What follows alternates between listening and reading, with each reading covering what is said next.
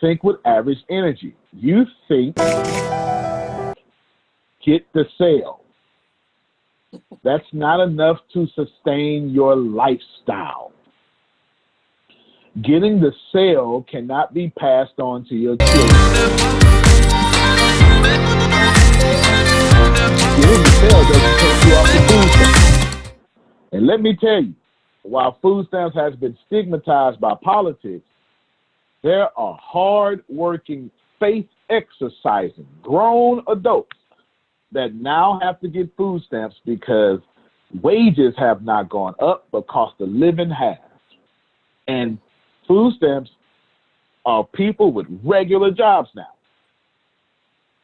Because people now have to choose between, and I'm serious when I say this, health insurance, gas, or food.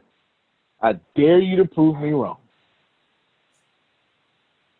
The middle class is choosing between, do I want this health insurance or do I want the gas to drive to work?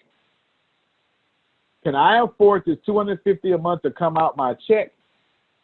Or do I take my chances and use that $250 a month to go get gas so I can keep the check coming?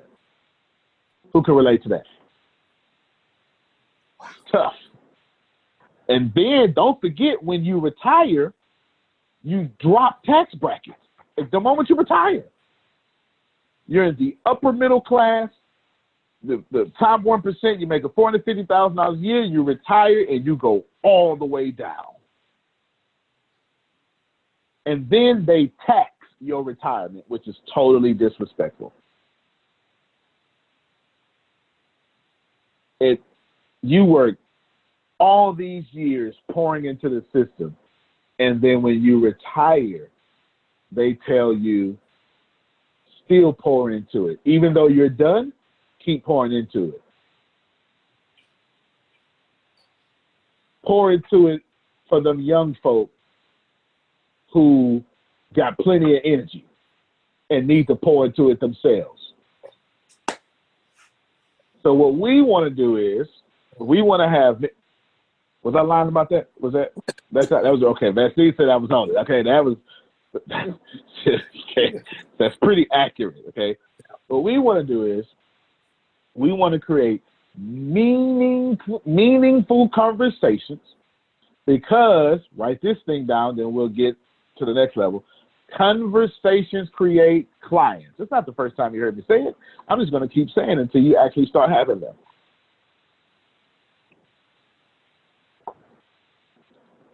Conversations create clients.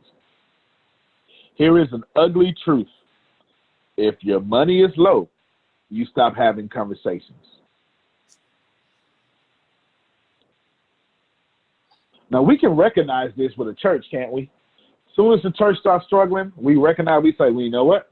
You stop evangelizing. It's the truth. As soon as the church starts struggling, we go, hey, you stop evangelizing. You can't do that. Okay, what is evangelism?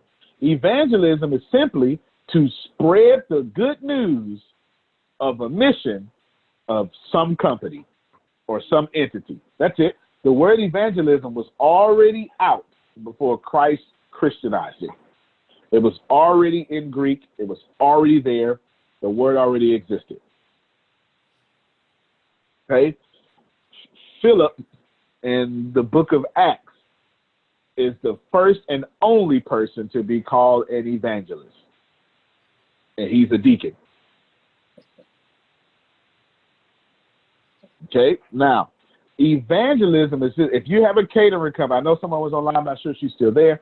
Her name is Elena. Her and her husband own a catering company. If they stop being preachers of their catering company, if they stop spreading the good news about their catering company, their money goes low.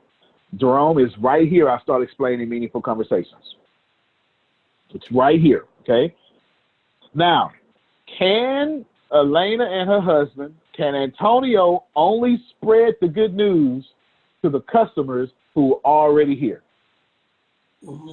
No, not only should I continue to take care of my customers. Yes, that's what you call in the church world discipleship. I need to continue to disciple my current customers. That's called retention. Everybody, yes? Retention. But it don't change my lifestyle if I'm retaining 10 people. I wish I had somebody. I can't retain 10 people and expect to have a legacy. So at the heart of my evangelism is going to places I really know, really comfortable at, then places I kind of know, but I'm almost comfortable at, then going to people I don't like. Going to people I have nothing in common with. And then going to places I've never been. Everybody write that down. I'll give it to you again. To properly evangelize my catering business, as Elena and her husband, I think his name is William. He just texted me. Let me make sure. I like to memorize people's names. His name is William, right? Yes. Okay. It is. Yeah, William. So Elena and William, okay, their job about their catering business is to do one simple thing in 4 pieces. They must, number one, spread the good news of their catering business. Now you say, well, where should we go? Well, let me tell you. Number one, go to where you're really comfortable, comma, where people have the same faith as you, same ideologies as you. You can put either one, comma, where they look just like you, comma, and they live and eat close by you. That's all number one. That's all step one in that. How do we go evangelize? I'm giving you, can you say I'm giving you a blueprint? This is a fantastic blueprint. I told you that in order to have these meaningful conversations,